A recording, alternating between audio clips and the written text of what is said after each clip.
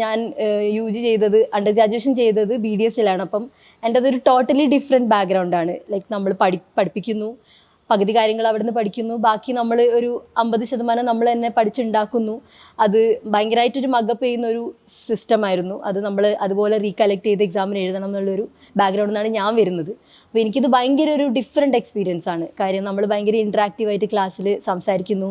നമ്മുടേതായ ഒരു സ്പേസ് ഉണ്ട് ഇവിടെ ക്ലാസ്സിലായാലും.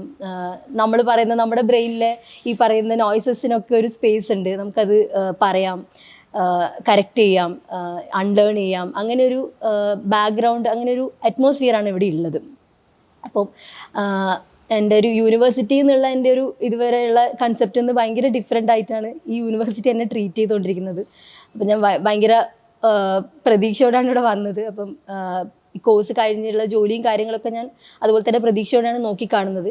പക്ഷേ ഈ 2 വർഷം എന്തായാലും ലൈഫിലൊരു ഭയങ്കര ഒരു മാറ്റം തന്നെയാണ് കൊണ്ടുവരാൻ പോകുന്നത്, എനിക്ക് ഉറപ്പാണ്. കാര്യം ഇത്രയും ദൂരെ നിന്നാണ് ഞാൻ വന്നിരിക്കുന്നത്, സൗത്ത് നിന്ന്. അതുപോലെ തന്നെ ഒരുപാട് ദൂരെ നിന്നുള്ള ആളുകളുണ്ട്. പക്ഷേ ഈ പറഞ്ഞതുപോലെ യാത്രയായാലും എല്ലാം ബുദ്ധിമുട്ട് തന്നെയാണ്. പക്ഷേ ഇവിടെ വന്നിട്ട് എനിക്ക് അങ്ങനെ ഒരു ഹോം സിക്നെസ് ഫീൽ ചെയ്യുമോ, അങ്ങനെ ഒരു ഡിഫറെൻറ്റ് സ്ഥലത്ത് വന്നിരിക്കുകയാണെന്നുള്ളൊരു ഫീൽ ഉണ്ടായിട്ടില്ല. ഞാൻ ഓൾറെഡി ഭയങ്കര ഒരു ഹോം സിക്കായ പേഴ്സണാണ്. പക്ഷേ ഡേ 1 തൊട്ട് ഞാൻ ഇവിടെ വളരെ കംഫർട്ടബിളായി. എൻ്റെ പേരൻസിന് വരെ ഭയങ്കര അത്ഭുതമാണ്. ഓക്കെ, എങ്ങനെയാണ് ഇത്ര കംഫർട്ടബിൾ ആയിരിക്കുന്നത്, ഇങ്ങനെ ആയിരുന്നില്ലല്ലോ എന്ന്.